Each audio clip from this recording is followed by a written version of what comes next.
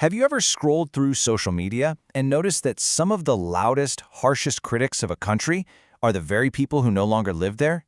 It's a fascinating and, let's be honest, pretty common thing we see. Today, we're diving into this exact phenomenon, the Diaspora Dilemma, to try and understand what's really going on behind that discontent. So let's just put the question right out there because it's the one everyone is thinking. Why does it feel like some non-resident Indians are, for lack of a better term, anti-Indian? You've seen it in the comments, maybe you've heard it in family arguments. It's a loaded question for sure, but we're going to take a closer look at the psychology that might be at play here. And that's our goal for this entire explainer. Look, the internet is full of shouting matches and slogans. We're not doing that. We're going to take a step back and, based on the source material, calmly and honestly unpack the really complex psychological and social forces that could be driving this behavior.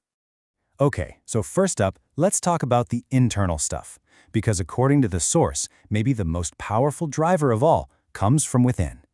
We're talking about a deep internal conflict that's all about justification and, insecurity. Just think about it for a second. Making the choice to leave your home country is a huge deal. And for a lot of people, it comes with a heavy dose of guilt. You're leaving family behind, right? You're disconnecting from your culture, your roots. There can even be this feeling that you're kind of abandoning your social responsibility to help your country. All of that creates this major tension inside that somehow has to be resolved. So how does the mind try to fix that tension? Well, it can create a very simple and kind of brutal narrative. This right here. To make yourself feel okay about the massive decision to leave, your subconscious starts telling you a story. The place I left had to be bad. If India is flawed, then my choice to leave was the right one. It's a powerful, almost automatic coping mechanism. But it's not just about the guilt of leaving. It's also about what you take with you. For some people, the frustrations and, let's call it, the trauma of their past experiences in India gets packed up in their suitcase and then, over time, transforms into a general contempt for the entire country. And these are real, legitimate frustrations that I think many of us can recognize.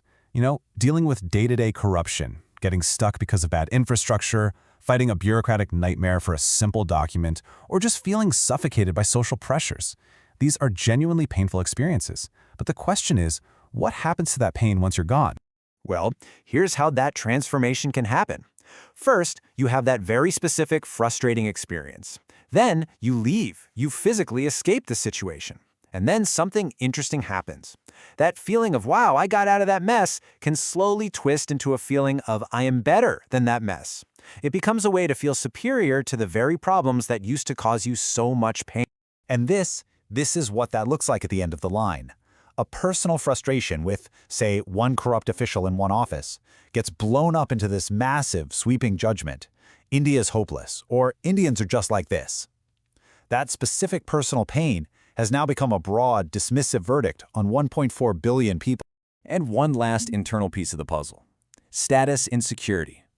When you move to a new country, there can be this nagging fear of being stereotyped, of being seen as a third-world immigrant. So, what's a defense mechanism for that? You start criticizing your own background extra hard. It's a way of signaling to your new peers, hey, don't let me in with them. I see the problems too. I'm not like those Indians. All right, so that's all the internal psychology, but it doesn't happen in a vacuum, right? Let's move on to the next layer, the powerful external pressures in a new country that can actually reward some of these behaviors. In some Western social or academic circles, there can be a really clear dynamic. If you criticize your home country, you're often seen as enlightened, progressive, or brave. But if you try to defend it or even just point out some positives, you can get slapped with a label like nationalist or apologist really fast. That creates a huge social incentive to lean into the criticism just to fit in and be accepted. And, of course, in today's world, we absolutely have to talk about the role of technology and just plain old physical distance, because when you combine the two, you can get a seriously distorted picture of reality. Think about it. When you're thousands of miles away, all the nuance of daily life just vanishes. Your view of the country gets filtered through social media algorithms that are designed to show you the most extreme, outrageous stuff. It's filtered through news cycles that often focus only on the worst stories. Suddenly, the complex, messy, lived reality of a place gets replaced by this simplified and often way more negative digital caricature. So, after looking at all of these internal and external factors, we get to what is maybe the most crucial distinction in this whole conversation. And that's the massive difference between healthy, constructive criticism and just outright contempt. Let's just be super clear on what we mean by contempt. This isn't about pointing out problems. Contempt is the feeling that something is worthless, hopeless, beneath you. It's not just disagreement, it's a complete dismissal of any value.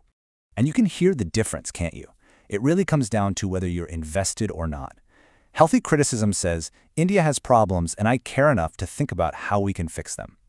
Contempt says, India will never change because the people themselves are the problem. One wants to build up, the other is happy to just tear down. Which brings us to the core argument here. When you see this kind of behavior, maybe it isn't really a debate about patriotism or loving your country. Maybe what we're actually seeing is a combination of unprocessed emotions, like guilt and trauma, mixed with a real and difficult confusion about identity. So the real dividing line here might not be between people who live in India and people who don't. Maybe the real divide is between people who are at peace with their life choices and people who aren't. If you're at peace, you can criticize things constructively while still appreciating the good stuff. If you're not at peace, well, maybe you fall back on mocking and generalizations because that outrage helps manage your own internal conflict. So, we'll leave you with this final thought to chew on. Is the diaspora dilemma really about how someone feels about their country? Or is it actually about something much more personal? About their own individual search for contentment, no matter where on the map they happen to be?